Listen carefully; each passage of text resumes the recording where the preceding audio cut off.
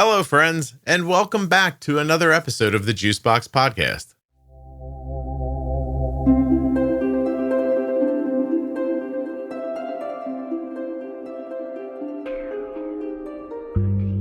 Allie is Australian. She's 52 years old, and she's here today to tell you that it's going to be okay. Please don't forget that nothing you hear on the Juicebox Podcast should be considered advice, medical or otherwise. Always consult a physician before making any changes to your healthcare plan or becoming bold with insulin. AG1 is offering my listeners a free $76 gift when you sign up. You'll get a welcome kit, a bottle of D3K2, and 5 free travel packs in your first box. So make sure you check out drinkag1.com/juicebox to get this offer. Don't forget to save 40% off of your entire order at CozyEarth.com. All you have to do is use the offer code JUICEBOX at checkout. That's JUICEBOX at checkout to save 40% at CozyEarth.com. I created the Diabetes Variables series because I know that in type 1 diabetes management, the little things aren't that little, and they really add up. In this series, we'll break down everyday factors like stress, sleep, exercise, and those other variables that impact your day more than you might think. Jenny Smith and I are going to get straight to the point with practical advice that you can trust. So check out the Diabetes Variables series in your podcast player or at juiceboxpodcast.com. This episode of the Juicebox Podcast is sponsored by Medtronic Diabetes and their MiniMed 780G system, designed to help ease the burden of diabetes management. Imagine fewer worries about missed boluses or miscalculated carbs, thanks to meal detection technology and automatic correction doses. Learn more and get started today at medtronicdiabetes.com/juicebox. Today's episode of the Juicebox Podcast is sponsored by the Eversense 365, the 1-year wear CGM. That's one insertion a year. That's it. And here's a little bonus for you. How about there's no limit on how many friends and family you can share your data with the Eversense Now app. No limits. Eversense. This episode of the Juicebox Podcast is brought to you by my favorite diabetes organization, Touched by Type 1. Please take a moment to learn more about them at touchedbytype1.org on Facebook and Instagram. touchedbytype1.org. Check out their many programs, their annual conference, awareness campaign, their D-Box program, Dancing for Diabetes. They have a dance program for local kids, a golf night, and so much more. touchedbytype1.org. You're looking to help, or you want to see people helping people with type 1? You want touchedbytype1.org. Hi, I'm Allie. I live in Australia, and I thought I'd like to come on the podcast because I've had diabetes for a really long time, and I have had an excellent life so far and plan to continue having an excellent life. And I just thought that might be reassuring to some of the newly diagnosed mums and dads of little kids who are really worried and panicky. That's awesome. Thank you. I appreciate you doing that. Where do you get the feeling that they're worried and panicky? Oh, your Facebook group? Hello? So interesting. I watch this conversation happen half a dozen times a year, right? Yep. A post will start with a group of adults who are just like, my God, you guys are going crazy. Like, they're going to be okay. And I'm always like, yeah. You don't know that. You're just okay. True. That is correct. Yeah. But, yeah. But tell me how I'm genuinely interested. How does it make you feel knowing that you had a good life and seeing them worry about it going opposite? It really worries me. I think these poor little kids, they're not going to have the same freedom and just a normal life that I did. Why do you think that? Well, I was basically left to my own devices and had a wonderful time.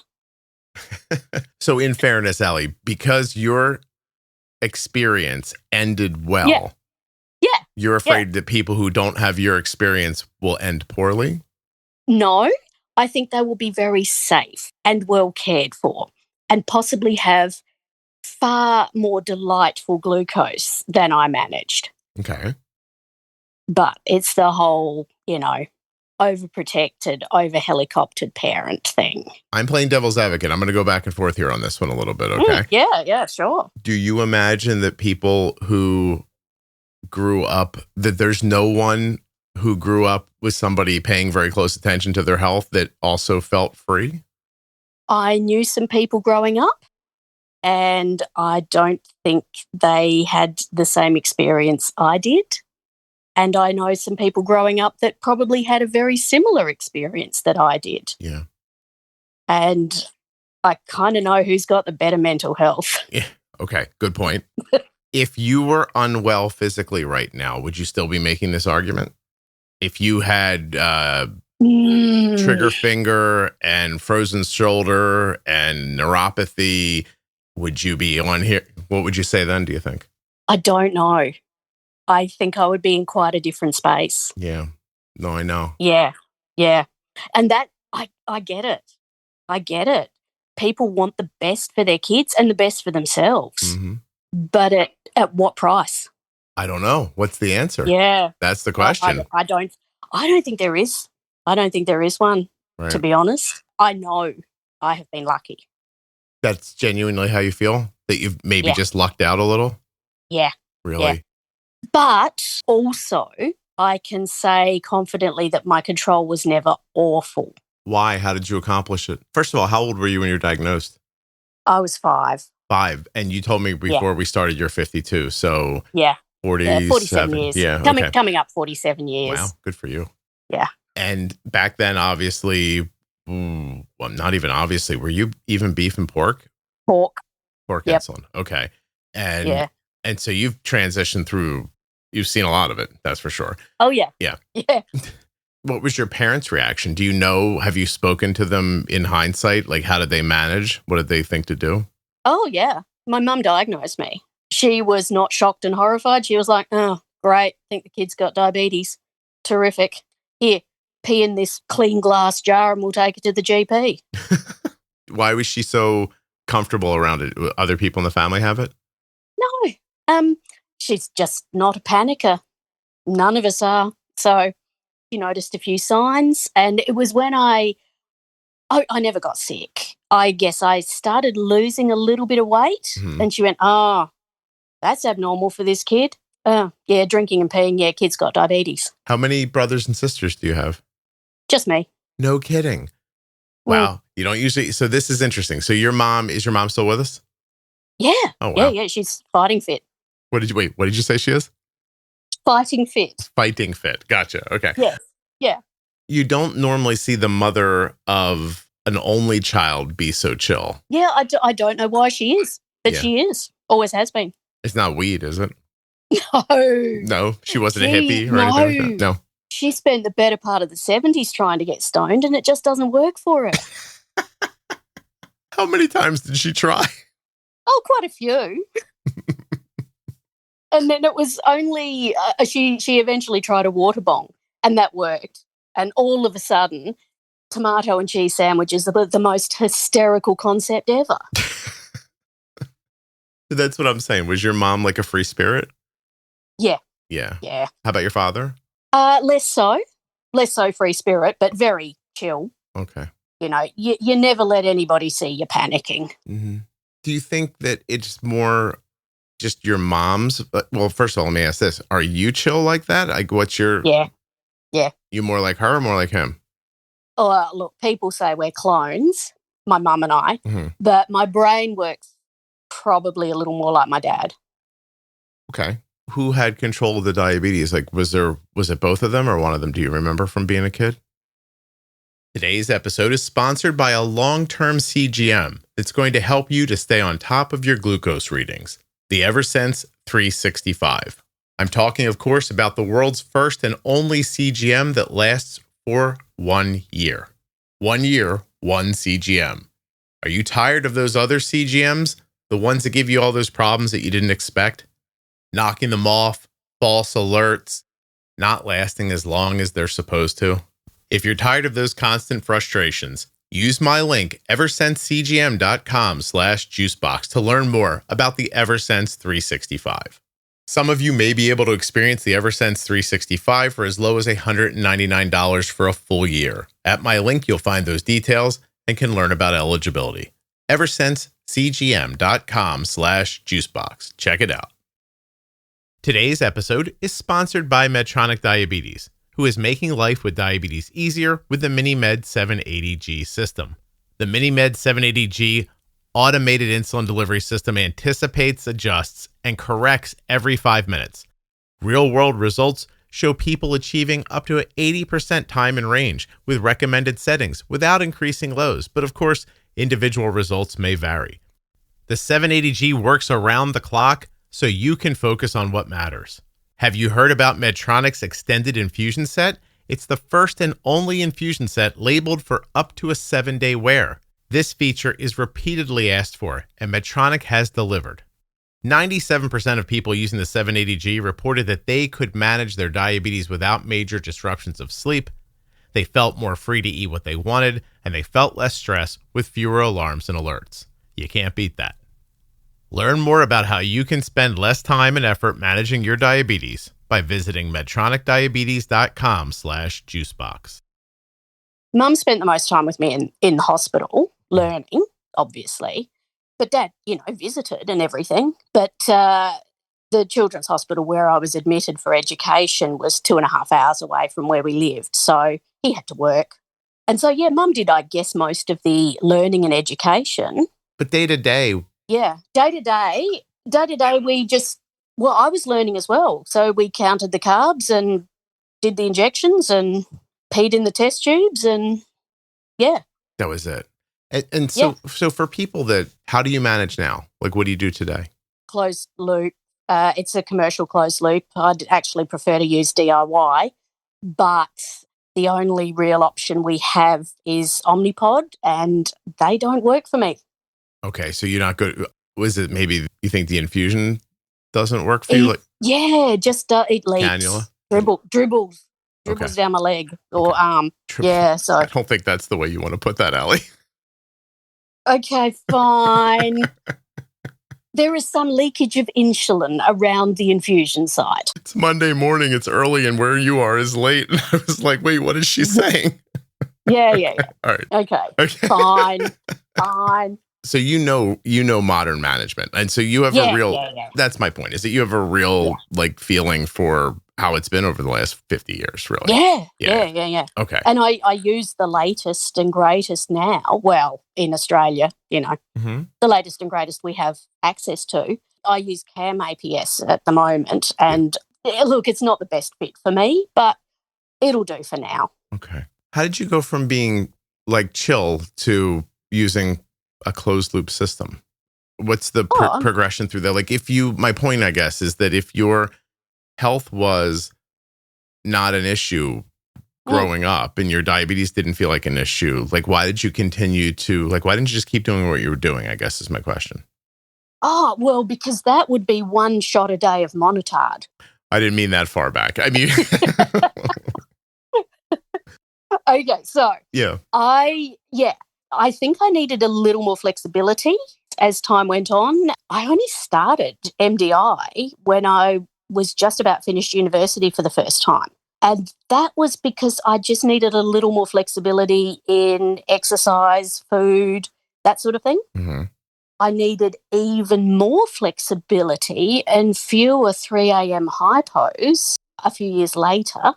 I've never gotten along particularly well with long-acting. I don't have a huge basal requirement between about, 3 a.m. and 6 a.m. And that's hypo city a lot for me. And so I progressed to a dumb pump, as one does in the late 1990s. Right. There wasn't a whole lot of technology, but I've been using a pump since 99. 99. Wow. Oh, you're pretty early on then. Yeah. Yeah, you jumped in. Reasonably. Okay. Yeah. I just wanted some sleep. Yeah. I was like, I need to turn my friggin' basal down and get some sleep. Mm. So describe to me, once you go to MDI, is there a lot of hypos? Yep. A lot of management, a lot of fiddling? Yep. Okay. A lot of fiddling, which I was happy to do. I was okay with fiddling. And I already knew carb counting because I grew up with the portion system, which was, you have 30 grams for breakfast, and which is 3 portions, and 20 grams for a snack, and then another 30 grams for a lunch, and, that sort of thing. So carb counting wasn't unfamiliar to me. A bit of fiddling. Okay. And I always preferred to be low than high. So hypos were always a thing. Okay. Where did you come up with that plan? I just feel better. You feel better. Okay. Yeah. So you went with how you feel. I do not feel good high. Never have. No, I wouldn't expect you to. But was a doctor telling you to do that, or that was you on your own? No, that was on my own. What were the doctors telling you? Oh, not a great deal, to be honest. Okay. Sorry. I apologize. Yeah, no, I know. Not a great deal. Like, I'm also perhaps someone that doesn't do well being told what to do. Why? Is that just a personality? Yeah, character flaw, I guess. It's a character flaw. Are your parents like that too? A little bit. Yeah. Okay. Do you think it's a little bit about being an only child? I was an only child for 5 years. It was awesome. Yeah. Yeah. You really are accustomed to things going the way you expect them to. Yeah. And then, somebody giving you instructions and you're like, well, how about I just work through that and see what actually works? Now, did you need instruction? How were you doing? Like, I feel like we're jumping around a little bit, but like, oh, that's all right. Let's take you to like your earliest remembrances of A1Cs and how they went through the years. Never particularly awful. Like, I think, 8. I'm sorry, I'm laughing because I think on my 50th wedding anniversary, I'm going to give my wife a photo book that on the front says never particularly awful. Yeah. What a lovely description. You're like, it was never particularly awful. Well, it wasn't, So around an 8. Yeah, around an 8. And then on MDI, it was sort of low 7s. But a lot of lows. Yeah, quite a few lows. Do you remember the transition back then to multiple daily injections? I'm trying to understand if this problem of the technology changes and the doctors can't change quickly enough to explain it to you. I think it just probably has been there through every iteration. Yeah. Yeah. I mean, how difficult was that? Do you remember it? Like going from like 1 or 2 shots a day to all of a sudden people telling you like, you're going to shoot this basal insulin every 24 hours. You're going to cover all your carbs with this other one. Like, oh, I remember it very clearly. Go ahead. Yeah, I chose to do that. I went to an endo and said, I need to change this up. Clearly, this is old technology, the long acting alone with a little bit of fast acting to start with. This is old school. Yeah, I've been doing okay on it, but I think I need to embrace the more modern treatment. Mm-hmm. The endo went, yeah, cool, try this. Did he have your mom's water bong? Why was he so chill? I don't know. Yeah. How did you hear about it back then? Like back then, how did you say to yourself, oh, I know there's a better way. I've heard about it. Oh, because most of my friends were already MDIing. Okay. You had other type 1 friends. Yeah, I just thought, I don't really need that yet. I don't need that yet. I'm doing okay. Yeah, maybe I need that now. How many people did you know with type 1 when you were growing up? Oh, lots. Really? Yeah, because, when I was little, you got chucked into kids camp for a week every year and you made all sorts of buddies. I don't know if I'm maybe not going to call your episode chucked into kids camp. That's where you made your friend. Okay. So there was. I was 6 the first year I went. 6? Yeah. Oh, they sent you right away. Yeah. Okay. Yeah. All right. Not the first year. They thought that might be a bit soon. That would have been like a month after diagnosis or so. Okay. So everything you would eventually know about diabetes, you guys would just trade that information amongst yourselves. Yeah. I see. Yeah. Okay. So they're over their fancy MDI and you're like, I don't need this. But then one day. Yeah. I thought, yeah, I kind of do. Okay. Because. I made that decision and I presented myself to the endo with, this is what I think I need to do. And he was like, yeah, cool. Yeah, try this insulin. So you get a lower A1C from MDI, but you're fighting more lows. And then. Yeah, and they were bad. And it was I changed to long acting called Ultra Lente. Mm-hmm. And that just about killed me. What year do you think this was? How old were you? I can tell you exactly the year. It was 1995, Yeah. probably going into 1996. Thinking about my friend Mike and how he struggled when they moved him from 2 shots a day to that. He just never could figure it out, you know? Yeah. Why do you think? Is it because you have the idea in your head about how you used to do it and you're trying to apply that to a new system, or? Oh, no, it was actually the long acting. Oh, It was the long acting just really did not work for me. I think it was longer than 24 hours, and then it kind of stacked. okay. So you felt like you were stacking basal like every 24 hours. So Yeah. okay. So you'd get, And so, I'm sorry, you'd get lows around your injection time for basal? no, anytime. Anytime. Okay. Yeah. They were bad. They were severe. I've never been hypo unaware apart from a couple of months shortly after I switched to MDI. And I was scared. Yeah. I was like, this is bad. How old are you then? Are you living by yourself? Yeah. Yeah. Oh, yes, I was. Yes. Okay. Yeah, I was 24, 25. Are you married now? No. So have you lived by yourself the entire time? No, I've never been in a long-term relationship. I'm not very good at those. But yeah, I've had flatmates and lived with my best friend off and on for, quite a few years here and there. In a couple sentences, why are you not good at long-term relationships?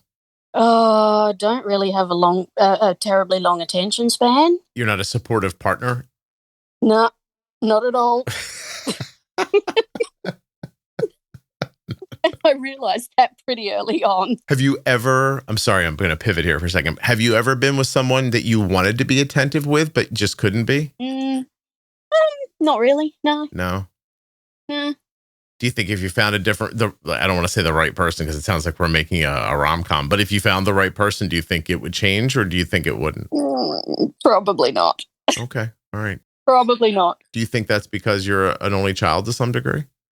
A little bit, and little bit of ADHD, maybe. Mm-hmm. Yeah. I gotcha. Don't worry. Your parents together the whole time? Yeah. No kidding. Still are. You didn't want to mimic that. You didn't say like, "Oh, that's nice. No. I'll do that." No. And you know what? I think in some ways my mum would have preferred my sort of life rather than motherhood and marriage, in a way. Do you think you've gotten a vibe from her that she didn't want to be a mom? She enjoyed motherhood in some ways, but in other ways she was very pleased when I grew up and moved out. Your dad's crying, your mom's like, goodbye. Oh, I can tell you a funny. Go ahead. I can tell you an absolute funny. I finished school very early, as did my best friend. We were 16 when we finished school, just because that's how it works in our state at that time. Okay. We were both young for our school year. And I turned 17 shortly after I finished school, and she was still 16.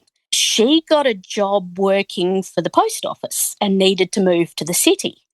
And our collective parents thought it would be a good idea if I got a job in the city. I was working in the country at the time. And they thought, well, it'd be a really good idea if Ali got a job in the city and moved into Fee's flat, Fee's my best friend, and they could share expenses and, look after each other to a degree. I thought, oh, yeah, cool, yep. And so I applied for jobs in the city, minimum wage kind of laboratory work I was mostly doing then. And I got a job. And I got off the phone, having received this job offer, to tell my mum and dad that I got this job, and yay, wasn't it fantastic? The next thing I know, I'm in the back of the family car with doonas and pillows being thrown in on top of me, and we're cheering and off to the city. You got off the phone. I was going to say you got off the phone. Your mom had already found a bag and was putting stuff in it. Pretty much, yes. It's leaving, honey. Look. Yeah.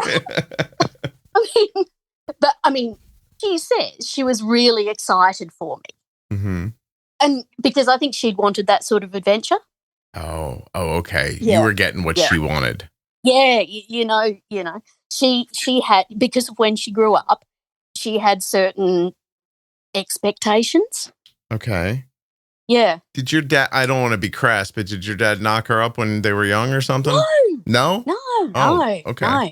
I don't think Mum ever really intended to get married, but, well, my father was quite nice, and she decided that they could go overseas after they'd finished uni or teaching for a while or something. Right. And he said, I thought maybe we could get married.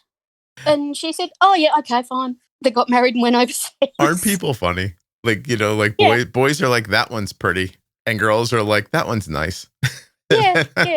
That's He's good. pleasant. Yeah. He's pleasant. He is. He's a lovely chap. Is he? Doesn't care too much about football? No. See, that's what not at all. That's what she liked. And that was the thing. That was the thing. He didn't care about football. Yeah. Had time to talk to her and do things. Yeah. She's like, yeah, okay. That makes sense. Okay. Yeah. So you're it's hilarious. I love hearing about people's lives. Although, it makes me sad when you're talking about the MDI and the lows, because it really does make me feel, it really does make me think about Mike. And it's so interesting just to hear you have like a good role and back to it being lucky. And for some people, it just doesn't go well. Like, yeah. So I think that's what's stuck in people's minds when they're parenting, right? Like, like your mom, listen, your mom had the luxury of ignorance, meaning that they didn't really know a ton about this. You were, no. You shoot this in the morning and the night, 30 carbs here, 30 here, look, she's still alive. We're doing it. Like, that was it. Yeah. And look, I was pretty self-caring pretty early. I didn't want a whole lot of input from them. Mm-hmm. Do you think if you were counting carbs and changing CGMs and setting up algorithms, it would be different? Right. Yeah, it would be different and more difficult. But you know what? I'd still probably want to have a bit more autonomy over things than maybe some kids are allowed. I don't know. See, I appreciate your story and others like it that I've heard. And I think it's awesome, like that it went that way for you. But I think it's, after speaking to so many people, like there's a mix of things that I don't even know that people appreciate while they're living in it, right? Like your personality, your mom's personality, your physiology, how you I don't know, handled being low, that you weren't scared to go off by yourself. Like all those things that make you turn this out this way. Yeah, they're not typical of everybody, are they? Exactly. Right. And so then what do you do when your kid's 6 and now you have all this data and you understand exactly what's going on and what could happen? And you think, well, I'm going to try to set this person up for the best possible outcome. Yeah. But then the other side of it ends up being the part that you're also talking about, which is just sort of like the mental side of it. The kid can't stay overnight anywhere.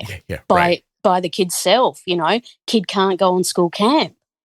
Yeah, right. Can't do it. And then I think it feels like your actions are the reason things are okay. Tarzan is an interesting story. They dropped that kid in the jungle and it was still alive. Yeah. You start getting into that feeling of like, well, I did this and things are okay, so I'm keeping things going right. Like, I think that's the fallacy. You know what I mean? Yeah. I mean, back then, there just wasn't that option to have that much worry about things because we're talking no finger sticks for the first couple of years. Yeah. You wouldn't have even known what to be worried about. We didn't know. And it worked out for you. Yeah. Yeah. That's awesome. By the way, congratulations. That's very cool. I could also tell what my glucose was fairly easily. Oh, and I know. Wait a minute. You're one of those. You think you know what your blood sugar is by how you feel? Well, it kind of worked out. Yep. It kind of worked out. We had competitions at the kids' camps about who could guess their glucose the closest before finger sticking, right? And it was to try and convince us that it didn't work. Guessing didn't work. You kept getting it right. Oh, I won so many bottles of friggin' shampoo because that was the prize.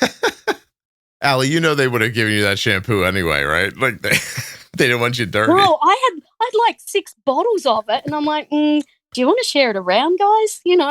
Hey, listen, I made my living in school on stuff like that. So Yeah. Like the teachers would say things like, I once passed an entire half of a year of science because I knew the first Mickey Mouse movie was called Steamboat Willie. Because the teacher had thought that they had this piece of like inane trivia that nobody would know. And he makes this big pronouncement. If anybody knows the name of the first Mickey Mouse movie, I'll give you 100 extra points.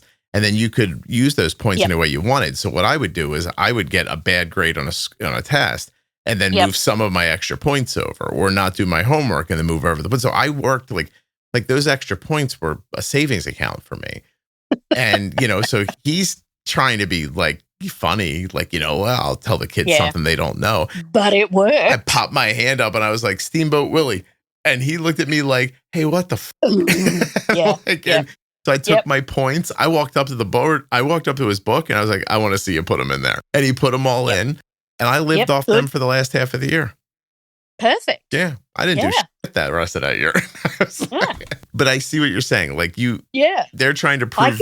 They were trying to prove the opposite. And I'm like, it actually kind of works for quite a few of us, Some people can tell, you think. Yeah. At least you could. Does that still bear out now? Can you still Oh, yeah.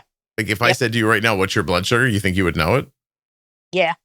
No kidding. All right. Well. Yeah. Yeah. I can tell if I get above, 9, 10 millimole. Okay. Without looking. Mm-hmm. I mean, because, obviously one uses CGM now, but and I pick lows coming on pretty earlier than CGM does. We're adjusting Arden's insulin right now.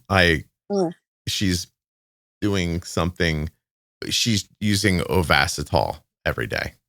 Oh, okay. So it's a supplement that helps people with like PCOS and women with insulin resistance, stuff like that. And so she'd been using it for a while. It was really helping her, but then it just got away from her. And I got her back home and I was like, look, I really think this is a thing you're missing. So as she's been back on it, now she's not microdosing a GLP, but we're underdosing it, meaning she doesn't get the whole pen once a week. And then this Ovasitol every day, her insulin sensitivity, I just moved it last night to 110. 1 unit moves her 110. Yep. That number had been like in the early, like maybe 43 at one point. Yeah. And now it's 110. Her basal rates are down almost a half a unit an hour. So she clearly has implications from hormones or PCOS or something like that. Yeah. And she's a young, fertile woman. She is, I assume. Yeah. Well, the two of us together, we're adjusting her insulin down and down and down. And so we did it again last night. Yep. And we did it after the meal, right? So I guess we all expected her to get a little low still after the meal. But to your point, I'm leaning on the counter doing something in the kitchen. She walks over, opens up a candy dish, takes out a piece of candy, starts eating it. I don't really think anything of it. And I swear to you, 10 seconds later, beep, beep, beep, beep, beep, beep. Yep. She talks to her phone and she goes, I know. That's why I'm getting the candy. And so, so she felt it before the CGM did. Yeah. Shut up. I know. I've dealt with it. That is something we all say. I got it. Yeah, the timing was just so perfect because she had just kind of put the candy in her mouth, then it beeped, and she was like, "Oh, I think she felt good about it. I think she felt like, I'm ahead of this." Yeah. But you had that vibe. Sorted, done. Yep. Yeah. What's the best thing that's happened to you about diabetes, management wise? Like, what's been the single most impactful thing? Looping, 100%. More so than just getting a CGM. They basically went together. I wasn't particularly interested in CGM when I had to have alerts and alarms. I don't like them. I don't need them. They irritate the crap out of me. So when Libre came to Australia, I was like, oh, no noises. Let me at it. So I got a Libre. Oh. And loved it. And then I decided to use Spike, the DIY app for iPhone. I remember that. Yeah, to read the Libre with, I think I had a blue con to put over it or something like that, or a meow meow. Allie, let's tell people what we're talking about just in case it gets away from them. So when the first Libre came out, you had to scan it to get the number. It wasn't giving you a constant number on your phone. No, as a matter of fact, they were calling it a CGM and people were like, well, it's not continuous. No, it's not a CGM. Right. It's a flash glucose monitor. Yes. But that's what you liked about it. Yes. Okay. It didn't make noises. Okay. And then I could have more or less continuous data if I scan.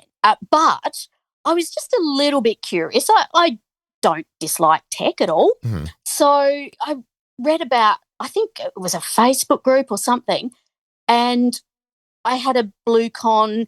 I thought, well, I'll see what happens with this Spike app. And in the Spike app, there was some information about if looping, enter the following, change the following bit of information. And I'm like, what the hell is looping? Okay. Just like that. That's where, just like your friend told you about MDI almost. Yeah. I was like, well, I think I need to know more about this. That led me further down the loop pathway. I'm like, oh. I love that you went from I don't want this thing beeping to I think I could automate this entire system. Yeah. And that happened in about a week. Not a lot of conviction to that I don't want this thing beeping thing. No, but I could turn all the alarms off. Right. No, I know. Yeah. I still didn't want it beeping. Okay. So I need Night Scout. Right. Let's set that up. Set that up in an afternoon. That was easy back then. It's not so much now. Right. I'm going to build this loop app.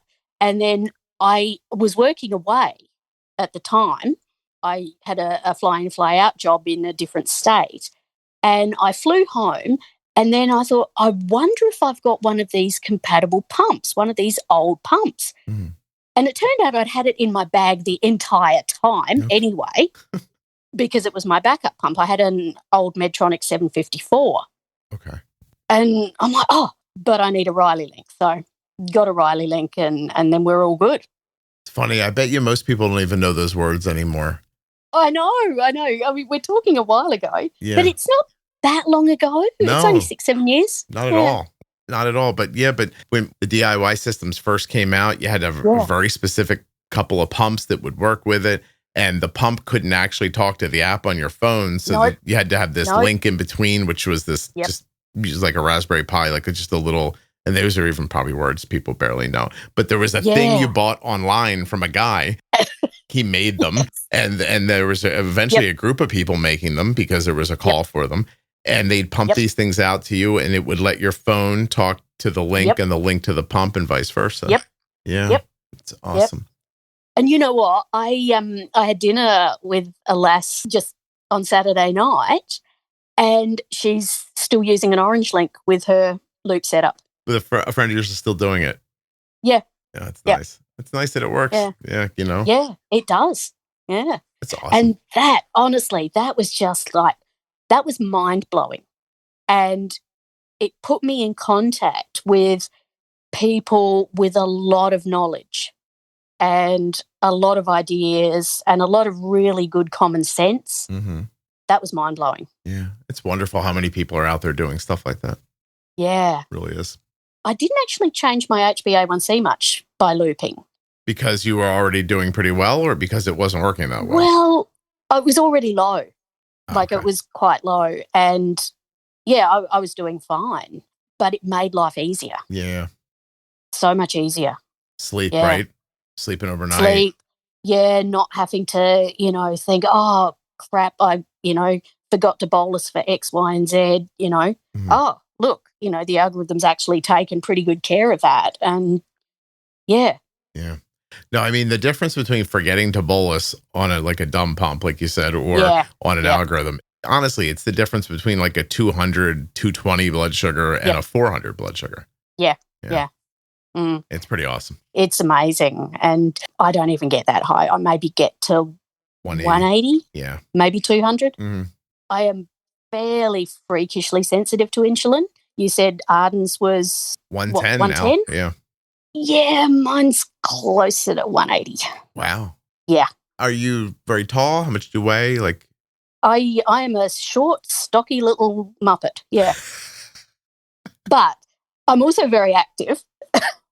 And yeah, I'm 5 foot nothing, and you'd want pounds, wouldn't you? Maybe 150 pounds? Okay. Allie, can I call the episode Active Muppet?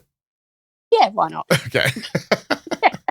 Like, I mean, for instance, tonight I finished work, went to 2 hours of ballet classes, came home, ate dinner, and yeah. Oh, you have ballet classes? Yeah. That's Yeah, awesome. a couple of hours of ballet classes. I've got 3 tomorrow night, 3 hours. You do it for the dancing or do it for the exercise? I honestly, it's for the exercise. Yeah. I'm not a ballerina, but I love the technical nature of it. Excellent. Now we're going to call the episode Not a Ballerina.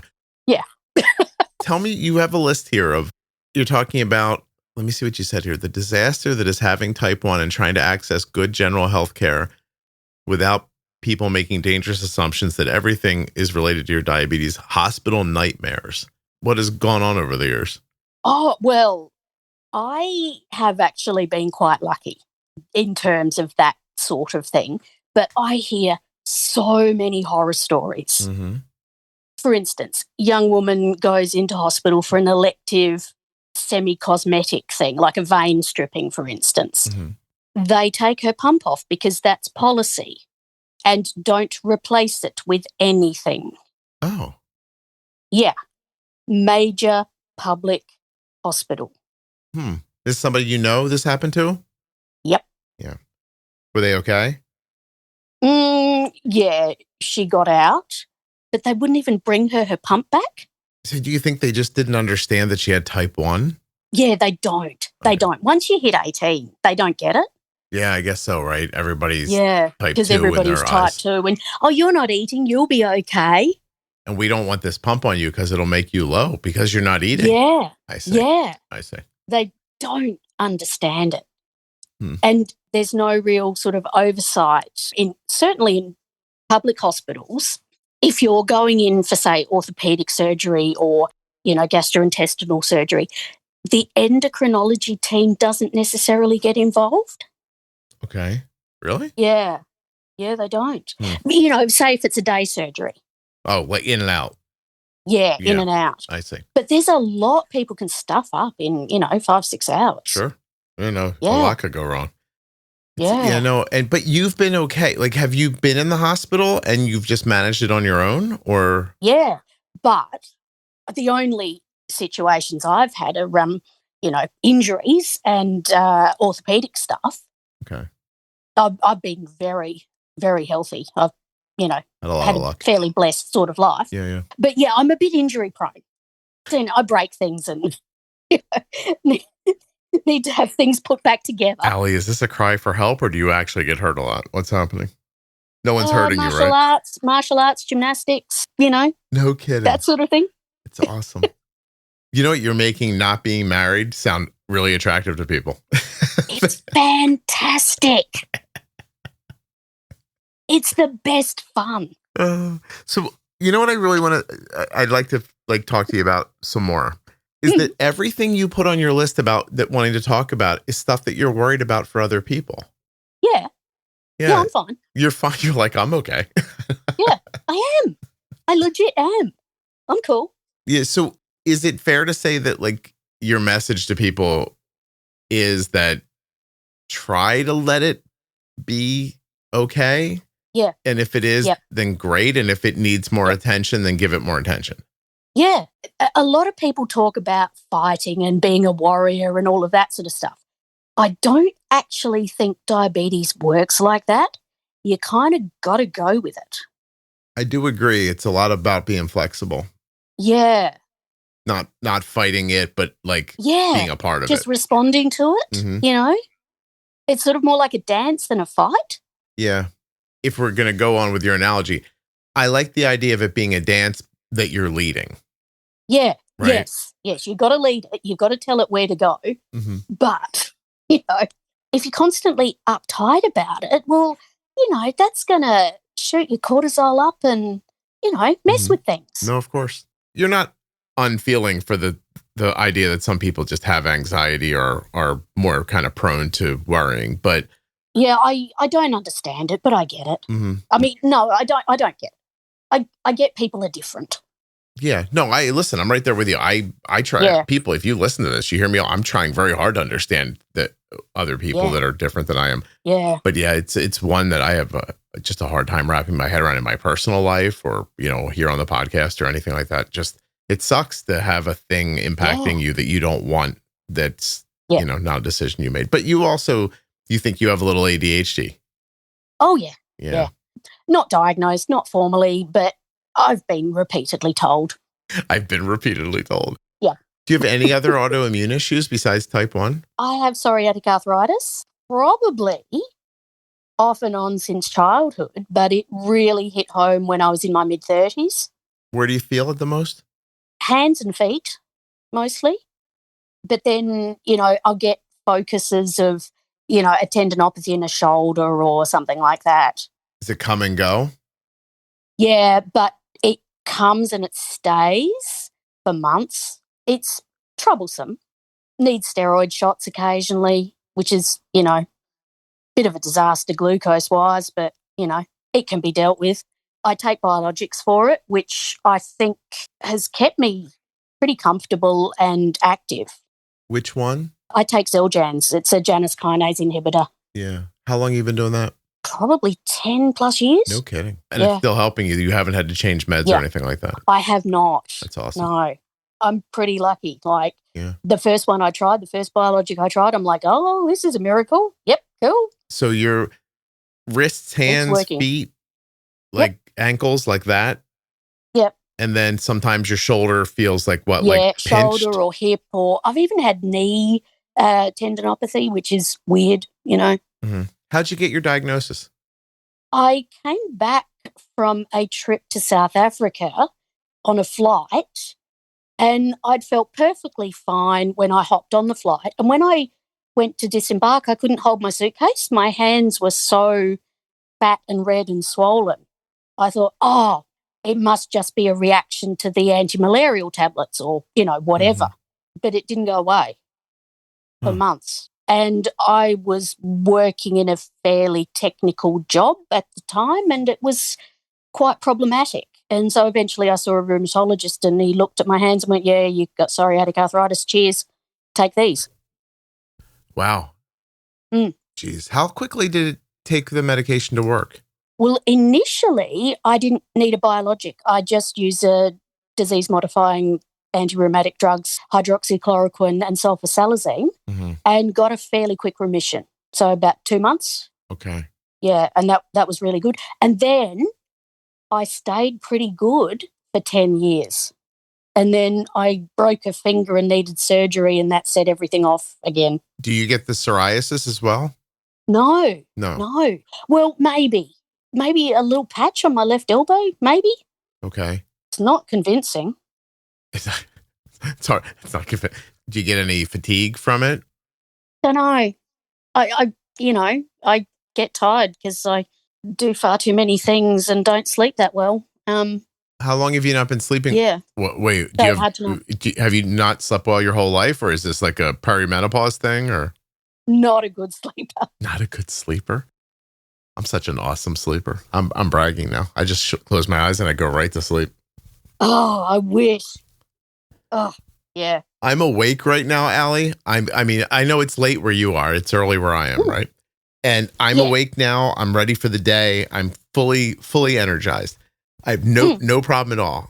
If I laid down right now and thoughtfully tried to go to sleep, I could be asleep in 4 minutes. Oh, that's irritating. I'm sorry. I know it is. No, it takes me an hour, 3 chapters of a novel, some YouTube clips, 3 changes of position. Yeah.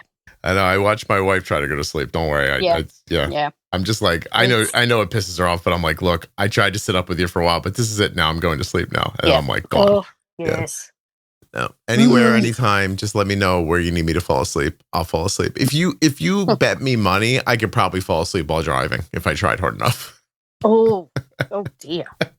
Not like I would just pass out while driving. I'm just saying that if you said to me, look, if there was the opportunity, we'll catch the car, nothing will happen. But go ahead, like with the pressure of driving the car, like could you fall asleep? I probably could. Oh gosh. Yeah. I wish. I'm so sorry for you. That sucks. I'm glad you found the biologic zones they're helping. Because, I mean, otherwise, even like early on, hydroxychloroquine, that's a great drug for problems like this. Yeah. So there's a couple of drugs that have been around a good long time that help with things like that are cheap and easy to get and everything like that. Yeah. The biologics are not cheap. No. Well, take a few hoops to jump through, but yeah. How does the healthcare system there work? Like, is that on you to pay for it? No.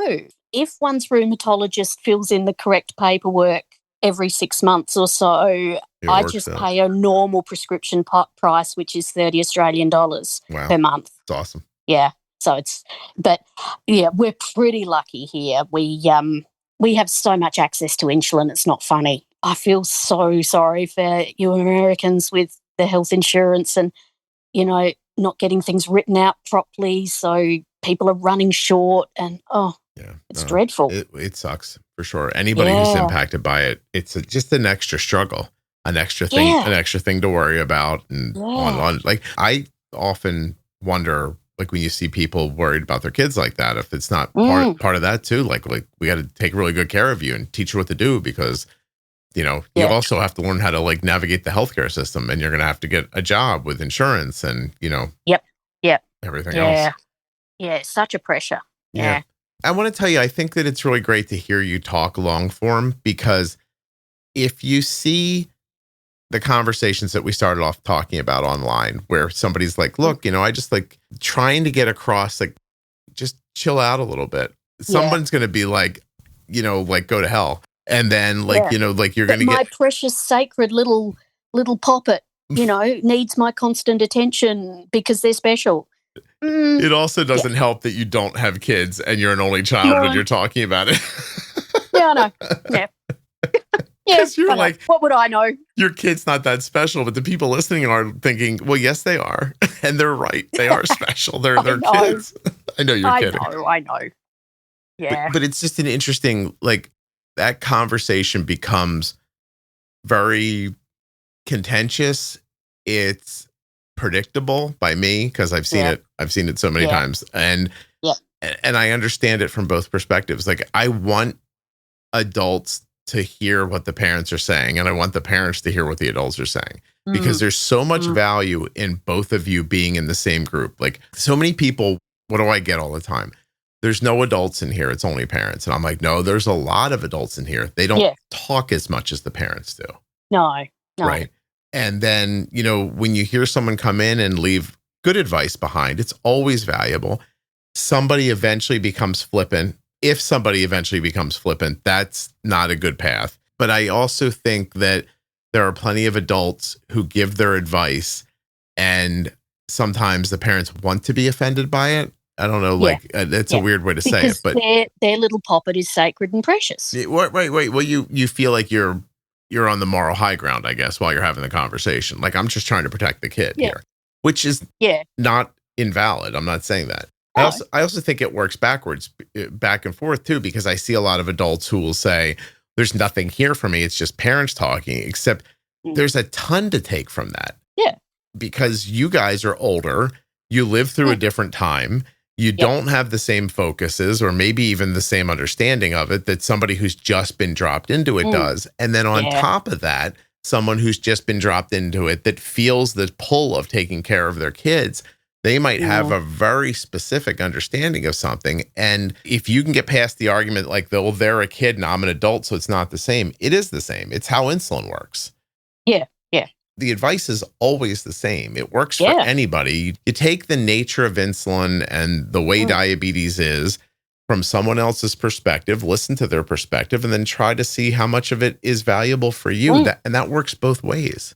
Yeah. Yeah. Because insulin is insulin.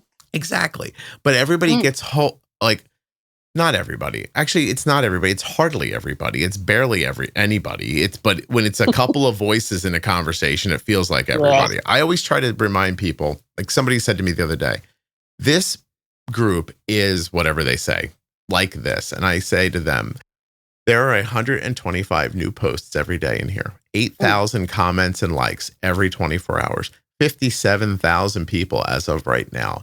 You saw 2 people arguing and you think this is a place where everybody's mean? I don't understand your logic. Like, isn't this a place where 57,000 people are nice and these two people are nudniks? Isn't that, and isn't that great? You know? And by the way, too, Allie, those two people aren't even nudniks, because if you got them on the right day and talked to them the right way, like, you'd realize they're nice people too. Yeah. If they'd had enough sleep, because Kidlet wasn't hypoing constantly overnight. Yes. And, you know, Right. If they had enough sleep, if it hadn't been a month since they had sex, if it hadn't been like, also, by the way, like, as a moderator of a Facebook group, the thing that I hold in more often than not is like, you guys should just go get laid and come back. Everybody's got to calm the down. And just chill. Or, by the way, like, drink o'clock comes up and then everybody wants to talk about their stuff. I'm like, not at drink o'clock. Don't do that. No. We'll start talking about diabetes with a beer in your hand. You're all going to be shitty. Like just relax a little bit. Go and have a quick shag. Yeah. Smoke a bong. Come back, and it'll all be better. Yeah, and you'll realize you know stuff that they don't know, and they know stuff that you don't know, and we'll all be okay. Like, seriously, I swear to you, like, that's it. There's times that I put this quote from an episode of MASH, which is ridiculous, but it's this line in a TV show from the 70s where this guy, like, he just sees everybody upset. They're all having a bad time. And he's a psychiatrist that comes in and out of the camp sometimes. And he stops on Sydney. And he stops on his way out one day and he says, "Ladies and gentlemen, take my advice. Pull down your pants and slide on the ice." And then he just walks away. Right. I half completely understand what that means, and I half don't know what the hell he's talking about. But it's perfect advice while you're all upset. Just go do the thing you do that chills you out right now. Yep. Why is arguing with each other the way to go? And again, I want to say for people listening, it is very infrequent. I've done a couple of things right in my lifetime. Not a ton. The way I have that Facebook group set up, I'm proud of. It works really well. And there's going to be times like that a couple of people fire shots and some people get caught by shrapnel, you know what I mean? Like, but like to extend this Korean War metaphor, for the most part, it's a really lovely place. Yeah. And I just want to remind everybody that if you're only seeing people arguing, the algorithm is feeding you what you're interested in. Oh. So. Yeah. That's it. Allie, have you ever heard people say, "How did the algorithm figure out I was gay before I knew?" Have you ever heard someone say that? Yeah. So it's a phenomenon on the internet where people are shown by the algorithm that they have a tendency in one way or the other that they didn't even realize. Well, I wondered about that a couple of years ago. I kept getting advertisements for lesbian or, gender fluid trousers. And I'm like, they're horrible. I don't want those. They're really ugly trousers. Why would I want those? It turns out I was involved in a project to make bagpipes out of carbon fibre tubing. It was a short-lived project, but I was Googling a lot of tools. A lot of what? Tell me again. Tools. Like tools. Oh, my God. So you think the algorithm saw a female your age looking for tools, hand tools, and thought, obviously, I need extremely ugly trousers. I want to say that some people probably think those trousers are lovely, but they're not. They're not. They were not. No, that's exactly what I'm talking about. Like, that algorithm figures out what you care about before you know what it is, and it makes assumptions that it can be wrong about as well. Like, don't get me wrong, right? Yeah. But at the same time, if you're seeing a lot of people fighting online, that means that you are pausing, reading, and interacting with people fighting online. And that's the algorithm telling you, whether you know it or not, you like this. You like the drama. I'll share this with you. Yeah. Very quietly, in case people are listening, Allie, okay? My wife's family are more comfortable when they're fighting. Oh. And they're more comfortable when one of them is the bad guy. Oh. They pass the bad guy thing around and they don't know it. Oh, they take it in turns? Yeah, they don't realize it, but they do it. So, and it gets to be one of them for a while. Yep. Then that's not fun anymore or whatever, or it calms down, so they give it off to someone else. Yeah. And then sometimes they get lucky and one of them actually does something and then they get it. They are the most comfortable when that is happening. If things, I will tell you this, it took me, if my wife heard me put it like this, she would definitely smack me in the head. But it took me decades to get this out of my wife. But she was more comfortable when there was a problem than when things were good. Oh, gosh. Yeah. Not terrible. But the algorithm knows that about you. Yeah. And it feeds you the three fucking people that are arguing tonight in my group. And then you go, this place is just people arguing all the time. And I'm like, turns out you're just attracted to it. Yep. Yeah, because I see the whole group, Allie. And the group is people being lovely to people all the time. Yep. With a couple of people arguing. So anyway. And by the way, my moderating style is it's starting to like slide into my parenting style. Like last night. Well, it's a big family. There's this lovely woman. I know she's lovely. I see how lovely she is. But she's going through something right now. Oh, okay. Every time she gets into something, she gets offended and starts arguing and yelling at people. And I've tried to moderate anybody through it. But last night puts up a post that could be just a regular lovely post asking for advice. And then people give her their advice. And then she yells at them and tells them they're wrong. And I'm like, hey, don't go on the internet and ask people for advice if what you want is for people to agree with you. Okay. And you might have said something that they don't agree with. And these people, I read through everything. They saw her as needing help. They gave really thoughtful responses. Nobody was being mean to her. She fired back, but it was late at night. I deleted the entire thread and sent a note to the person that says, I hope you're okay. I don't know what's going on, but you have to stop wanting to fight with people. And I just I can't do this. I got to sleep too, Allie. You know what I mean? Yeah. Anyway. Oh, gosh. I think everyone who moderates a Facebook group thoughtfully should be brought together. They could probably fix every problem. They probably know everything that's going to happen before it happens. Yep. It's awesome. Peace in Gaza. Get the Ukraine situation sorted out. I would have saw it coming 6 months before it happened. I would have been like, that one said that. This one responded this way.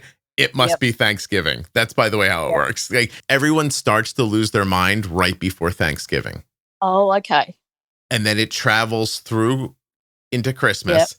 They happy up for 8 seconds around Christmas. And then it tails off again at New Year. Yep.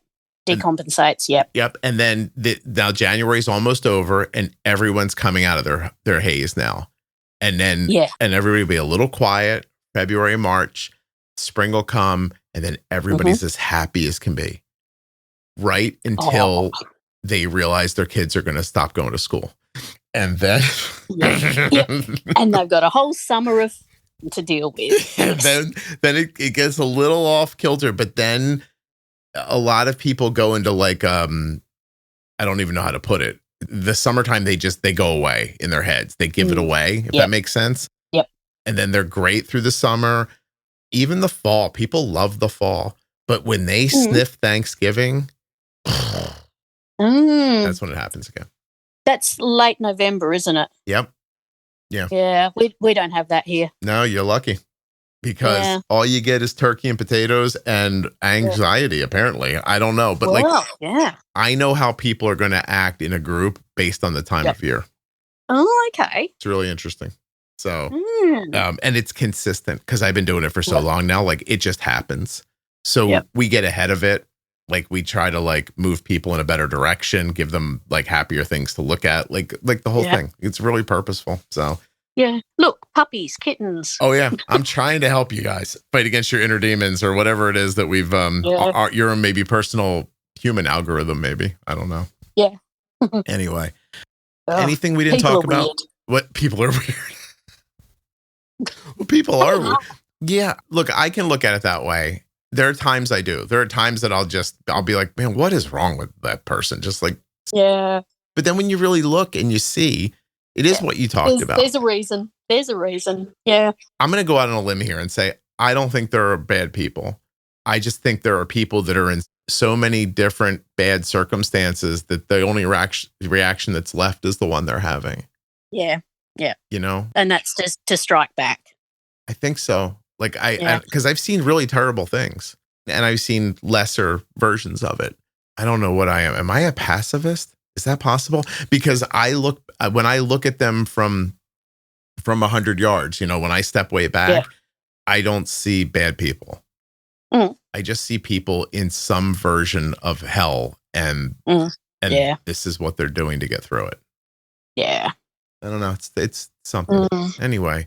All right. Well, Allie, you've had a great life. I have. I hope it continues. I also think it's interesting, by the way, that I didn't even think to pick through if you had anything else going on because of your attitude, because you have such a good attitude about having diabetes.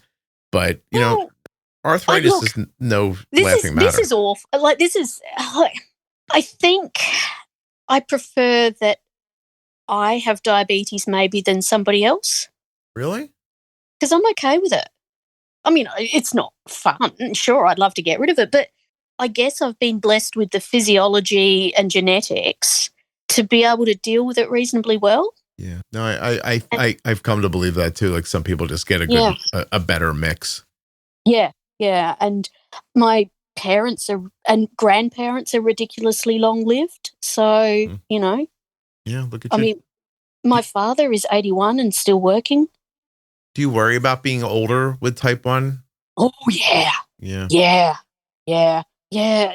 My friends and I talk about this a bit. Like, we really need to set up nursing homes or retirement homes specifically for type 1s with sensible carers. Yeah, that's a good idea. Because that's scary. I take your vibe right away. Like, you're not going to be able to spread enough knowledgeable people around to all the places.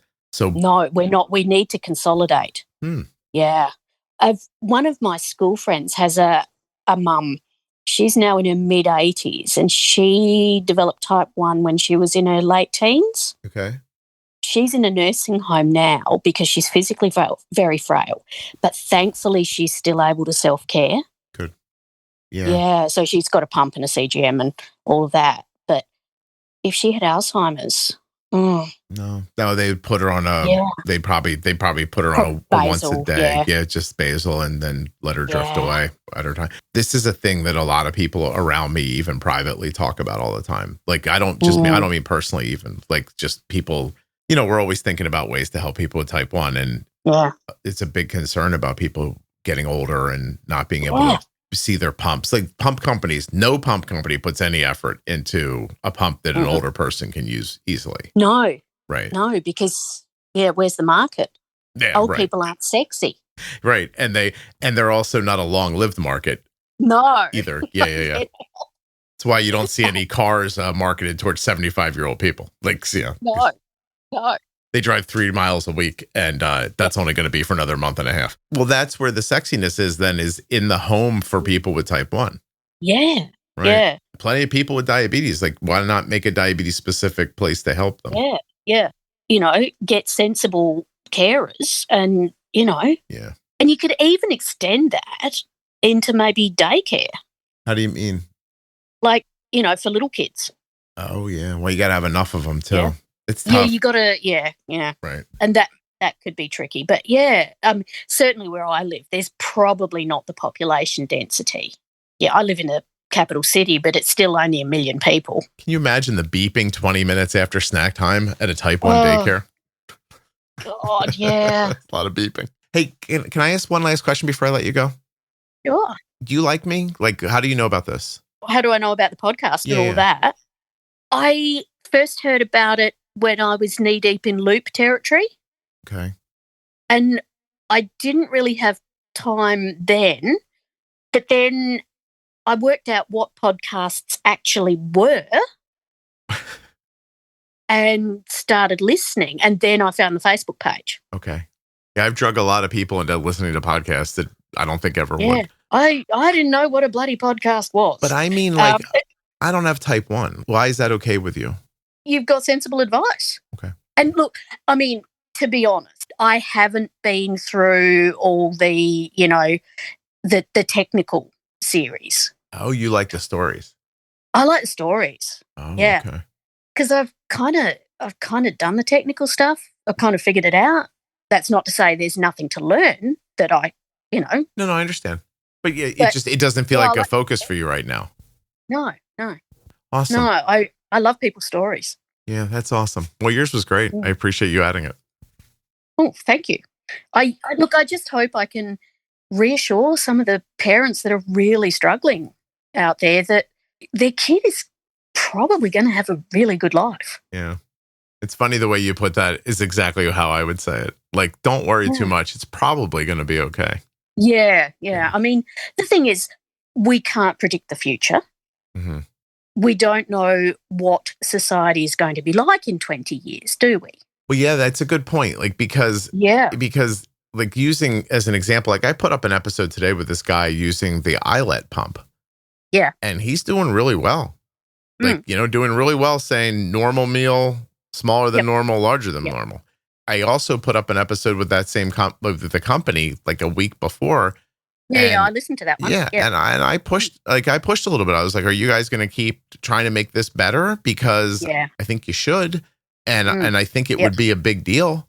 You know what I mean? Like if you kept pressing and you figured out a way to make this better and let AI, like help you like expand it more quickly. Yep, you're not wrong. Like you could wake up. I hate saying this because I know poor people with diabetes have been told it's going to be cured forever. I don't mean cured, but I'm like, it is not. No, of course not. If you look at the sheer number of things that humanity can't figure out, you think we're going to leap over how to not argue on the internet and get right to curing diabetes. Yep.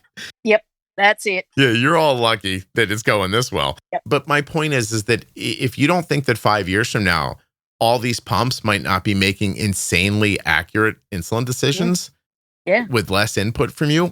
Yeah. I don't think that's out of the realm of possibility at all. You mentioned it in the eyelet podcast. You mentioned that particular individual who doesn't announce meals. Mm-hmm. Yeah, I know him quite well. Yeah. And I also know his settings quite well. Okay. And not everybody can do those settings. No. They are not appropriate for most of the population. My imagination is they're very aggressive, right? Yes. Yeah. Right. Yes. And we both use probably a similar amount of insulin per day, but in very, very different ways. Okay. Yeah. Yeah. So there is no way I can get away with not announcing about 20 grams. No more than that. Okay. Yeah, because my correction factor is so pathetic. Yeah, well, exactly. That's what I tell Arden. I was like, now that your correction factor, basal rate, et cetera, is where it is, you're gonna have to be very fastidious about pre-bolusing too. Yep. Yeah. Yep. Absolutely. Yeah. So but I mean, for some people, and I'm thinking perhaps middle-aged blokes. For some people, that may be doable in the near future. Oh, yeah. I mean, I don't see how it can't get at least better. Yeah. You know what I mean? Definitely better. Yeah. Because, I mean, the eyelet's doing the meal estimations now. Yeah. I mean, we're probably not going to get the eyelet in Australia for another 10 years, but, whatever. Well, that's a different problem. My thought would be, and I know very little about this, but my thought would be, couldn't there one day be an onboard personalized AI model that's just paying attention to your insulin needs and making adjustments and things like that? Yeah, and working out your movement patterns. And do you know what I'd like? I would like my pump to identify if I have a different ballet teacher. Oh, that's interesting because you get different like workouts with them. Yeah, different workouts. Yep. That's something. Yeah. Well, again, somebody would have to put a ton of effort into that. But it really is just an A/B model, right? Forget the teacher. Like A, I have this outcome. B, I have this outcome. Walking into ballet class and saying this is going to be an A experience or a B experience, that's or a C experience, right. Yeah. And you could put as much into it as you want, as far as effort goes. That'd be great. Yeah. I just think it's there. I think the more data we have, the more data can train. And if you had data on yourself, the machine learning was just paying attention to you. I would think that after time, it could make some pretty reasonable guesses. Yeah. So I don't know. Yeah, true. I put it the same way all the time. Like I read a news story that led me down a rabbit hole a little bit, and using the idea of like self-driving cars. Yeah. And the company Tesla, like they had so much data coming from their cars at one point that the computers they had available to them weren't even powerful enough to crunch the deal data with the information. Yeah. So they pivoted and built their own processors and computers, so that like they brought their own computer system together just to deal with the data. And once they did that, the ability for the car to drive itself has like expanded exponentially over a short amount of time. And that's a much bigger problem, I would imagine, than your blood sugar. So I just wonder how close we are to somebody like thinking that and moving in that direction. I actually have trying to set up an interview right now with a company who's talking about that. Let's hope that that they come through and get me the guy. So anyway, awesome. Yeah. All right, I gotta let you go. It's probably like 2:00. What time is it there? It's 2:00 in the morning. Oh Jesus Christ! Go to sleep. All right. Oh, that's all right. I've got a late start tomorrow. Right. I appreciate you doing this with me so much, Allie. Thank you. Well, thank you for the opportunity. I just hope I've been vaguely reassuring. That was awesome. Well, I didn't ask you. I guess if I asked the Canadians if they have a penguin, have you ever sat down on a toilet and there was a snake in it? Frogs, no snake. Have you ever seen a spider that you thought, oh, I'm going to die? Yeah, frequently. And snakes. Yeah. That you think, oh, that could constrict me and then eat me face first? Yeah. Yeah. Okay. Yeah, absolutely. Yeah. I'm staying here. And I worked in the outback for many, many years. There was some scary shit out there. What's more scary, snakes or crocodiles? Snakes might kill you. Crocodiles almost certainly will. Yeah. If it's a saltwater. Okay. I've been canoeing next to a freshie. Yeah. They're pretty harmless.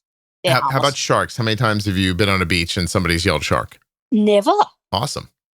Never. No. Okay. No. And a kangaroo is a weird animal, right? Yeah. I've hit a few, With your car? Yeah. How do they make out in that scenario? Not great. Nor does the car.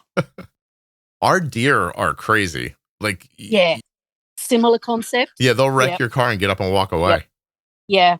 Similar concept. Yeah. No kidding. All right. Thank you. Thank you for verifying what I thought about the spiders and the snakes. I appreciate that. Oh, terrifying. Yeah. Hold on a second. Cheers.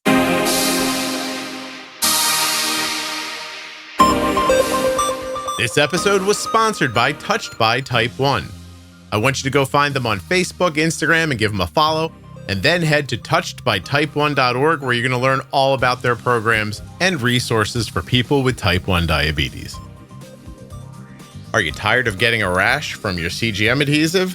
Give the Eversense 365 a try. EversenseCGM.com/juicebox. Beautiful silicone that they use. It changes every day, keeps it fresh. Not only that, you only have to change the sensor once a year. So, that's better. Thanks for tuning in today, and thanks to Medtronic Diabetes for sponsoring this episode.